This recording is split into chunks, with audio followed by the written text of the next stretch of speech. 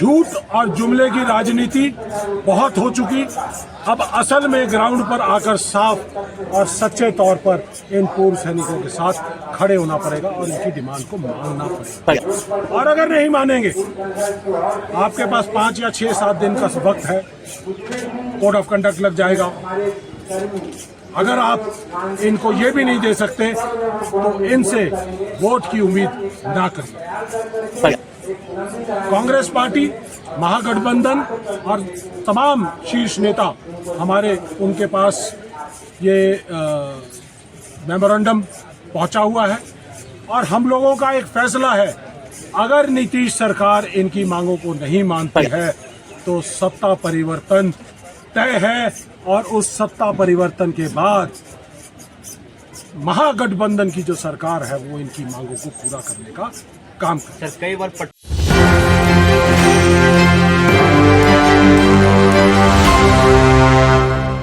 नमस्कार, मैं राहुल कुमार, आप देख रहे हैं न्यूज़ 24। मैं इस वक्त मौजूद हूँ गढ़गानीबाग धरना स्थल। आपको बता दें कि लगातार पूर्व सैनिक यानी 112 डायल चला कई दिनों से धरना पर बैठे हुए हैं पटना की कई सड़कों पे और बीजेपी कार्यालय, जेडीयू कार्यालय के घेराव भी किया, पर सरकार अभी तक चुप बैठी है और एक संवाद करने को तैयार नहीं है। नहीं, इनके जो विभाग अपर मुख्यालय वहाँ से भी कोई बात अभी तक नहीं बनी है। इस पे अब महागठबंधन की एंट्री हुई। आपको बता दें कि कांग्रेस यानी कल राहुल गांधी जब CWC की बैठक करने आए थे तो पूर्व सैनिक उनसे मिलने और मुलाकात के दौरान ज्ञापन सौंपा और क्या कुछ कहते नजर आ रहे हैं पूर्व मेयर, पहले वीडियो को सुने। देखिए, सरकार जो है ये अंधभक्तों की बहरी सरकार है। इसको सुनाने के लिए एक मजबूत लड़ाई लड़नी पड़ती है, तब जाकर ये सरकार सुनती है। लेकिन इनको ये मालूम नहीं है, सरकार को, नीतीश बाबू को मैं यहाँ से साफ साफ कहना चाहूँगा, बिहार सरकार को, NDA की सरकार को कहना चाहूँगा कि आप इन पूर्व सैनिकों के संयम को गलत आंक रहे हैं, कम आंक रहे हैं। ये 5000 से ज़्यादा जो चालक संघ के पूर्व सैनिक हैं, ये सिर्फ वही नहीं है। पूरे बिहार के 10 लाख पूर्व सैनिकों के जो परिवार हैं 1 करोड़ वोटों को कंट्रोल करते हैं। 14% हमारा वोट शेयर है और इस वोट शेयर की अगर अनदेखी की तो सत्ता में वापसी नहीं कर पाएंगे, ये हम गारंटी देते हैं। उनकी तरफ से कोई आश्वासन नहीं है। हमने एक डिसिप्लिन फोर्स है, फौज में डिसिप्लिन के तौर पे रहे हैं और हमने इन लोगों ने सब जगह पर पहले अपने प्रशासनिक तौर पर अपने विभाग में पुलिस डिपार्टमेंट के अंदर, गृह डिपार्टमेंट के अंदर और मुख्यमंत्री तक अपनी मांगे पहुंचाई, लेकिन उसकी तरफ से कोई संज्ञान नहीं लिया। उसके बाद इन्होंने सभी पॉलिटिकल पार्टीज को अप्रोच किया, सत्ता वाली भी और विपक्ष वाली, पक्ष विपक्ष, साफ बात है, बड़ी अच्छी बात है।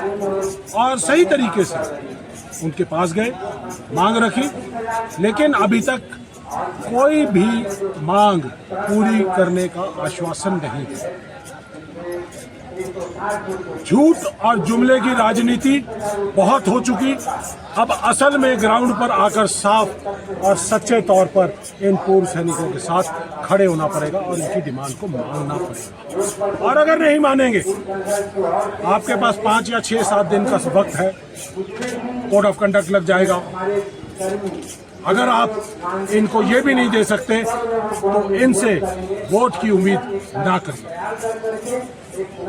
कांग्रेस पार्टी, महागठबंधन और तमाम शीर्ष नेता हमारे उनके पास ये मेमोरेंडम पहुंचा हुआ है और हम लोगों का एक फैसला है, अगर नीतीश सरकार इनकी मांगों को नहीं मानती है तो सत्ता परिवर्तन तय है और उस सत्ता परिवर्तन के बाद महागठबंधन की जो सरकार है वो इनकी मांगों को पूरा करने का काम करे। सर, कई बार पटना की सड़कों पर भी सर ये लोग दिखे, पर कोई असर अभी तक सरकार पे नहीं पड़ा। ऐसा है, जब आप किसी सरकार को 20 साल का वक्त दोगे, किसी मुख्यमंत्री को 20 साल का वक्त दोगे तो यही होगा, अराजकता फैलती है और वो लोग आम आदमी के जो हक हैं, हकूक हैं, उनको नहीं समझते हैं। और जो सरकारें वोट चोर करके, वोट चोरी की वजह से बनी हुई हैं, तो वो आम आदमी के बारे में क्या सोचेंगी? ये वोट चोर लोग हैं, इनको आम आदमी की कोई परवाह नहीं है और सैनिकों के मान सम्मान की परवाह नहीं है।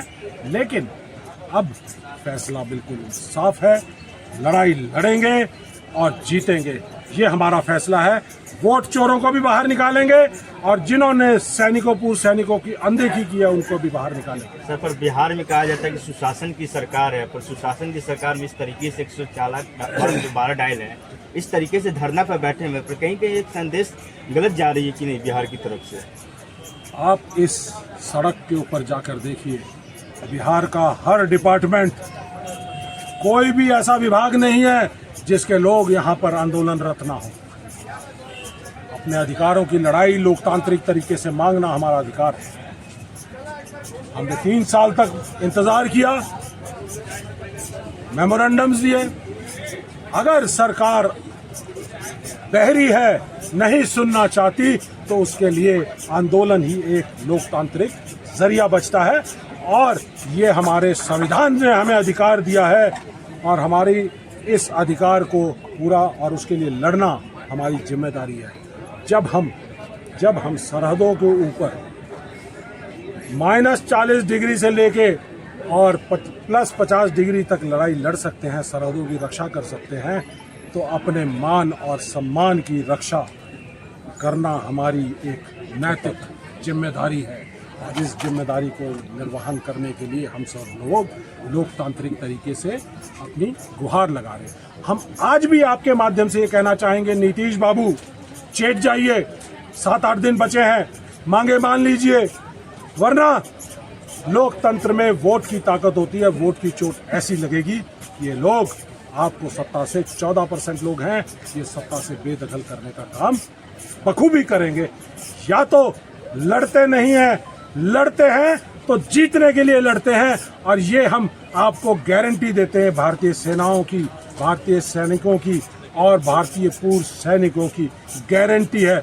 मोदी की और बाकी सबकी जुमलों वाली गारंटी नहीं है, ये पूर्व सैनिकों की गारंटी है, जिसकी बदौलत आप लोग जब हम सरहदों पे खड़े होते हैं तो चैन की नींद सोते हो। ये वही पूर्व सैनिकों की गारंटी है, ये कहती है कि हमारी मांगे पूरी करो। साडा हक साडा हक नहीं तो सरकार से बेदखल करेंगे। सर, अगर आपकी मांगे पूरी नहीं होती, क्योंकि अभी तक सरकार ने इस पर कोई संज्ञान नहीं लिया, तो आपका अगला कदम क्या होगा? ये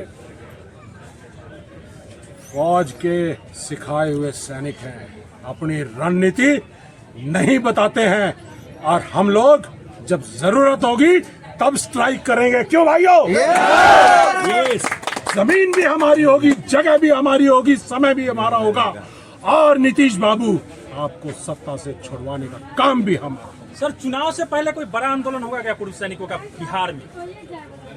इंतजार करिए, बताएगा। नीतीश बाबू को सारी की सारी खबर एक साथ नहीं मिलेगी। आपके जरिए सिर्फ इतनी बात है, 5 दिन का वक्त है आपके पास, या तो चेत जाइए, मान लीजिए, वरना पूर्व सैनिकों के 10 लाख परिवारों के, बिहार के 10 लाख परिवारों के फैसले का इंतजार करिए और सत्ता से बाहर होने का इंतजार। सर, कल आप लोग चाणक्य टावर कल पहुंचे थे, राहुल गांधी और तेजस्वी यादव को अपना जो ज्ञापन है वो सौंपा है, तो क्या कुछ मिला है आप लोगों को सरकार उनकी तरफ से? देखिए, फैसला बिल्कुल क्लियर है। महागठबंधन के अंदर जो हमारा जो एक साझा मैनिफेस्टो आएगा, उसके अंदर आपको सब कुछ दिखाई देगा और हमारा फैसला बिल्कुल साफ है। अगर कांग्रेस पार्टी के पूर्व सैनिक विभाग का राष्ट्रीय अध्यक्ष इन लोगों के साथ खड़ा है, लड़ाई लड़ रहे हैं, तो आप मान के चलिए कि पूरा का पूरा कांग्रेस पार्टी महागठबंधन इस चालक संघ के साथ खड़ा है। गलती मत करना। फिर चेताऊंगा, नीतीश बाबू किसी भी हमारे पूर्व सैनिक के साथ खिलवाड़ नहीं करें, नुकसान नहीं करें। उनकी नौकरी के साथ खिलवाड़ नहीं करें। अगर करेंगे तो खमियाजा भुगतना पड़ेगा, तैयार रहिए। सर, तो क्या ये माना जा सकता है कि आने वाले चुनाव में जो चालक संघ है वो चुनाव में काफ़ी महत्वपूर्ण भूमिका निभाएंगे? आप चालक संघ की बात क्यों करते हैं? चालक संघ अकेला नहीं है। चालक संघ के साथ 10 लाख बिहार के पूर्व सैनिक परिवार खड़े हैं और 1.25 करोड़ देश के पूर्व सैनिक परिवार बिहार के पूर्व सैनिकों के साथ खड़े हैं। ये है हमारी ताकत। और आप इनका नाम बार बार लेकर इनका अपमान ना करिए। ये पूर्व सैनिक सारे एक साथ हैं, एकजुट हैं, एक साथ लड़ेंगे, मिलकर लड़ेंगे और जीतेंगे।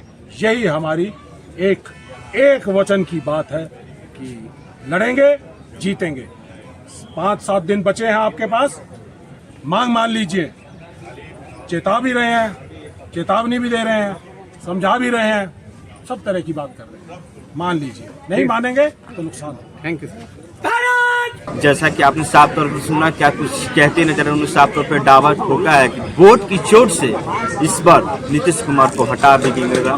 7 दिनों का उन्होंने मोहलत दिया है और साफ तौर पर कहा है कि 7 दिनों के अंदर एनडीए को सुनना पड़ेगी जो इनकी मांग है। लगातार कई दिनों से धरना पर बैठे हुए हैं जो पूर्व सैनिक है और बिहार के जो अभी डायल 112 चला के पूर्ण रूप में काम कर रहे हैं। इनका साफ तौर पर कहना है कि हमें राजकर्मी का दर्जा और समान काम की समान वेतन मिलनी चाहिए। इसी तरह तमाम वीडियो को हमारे साथ बने रहें, देखते रहें एक न्यूज़ 24। धन्यवाद।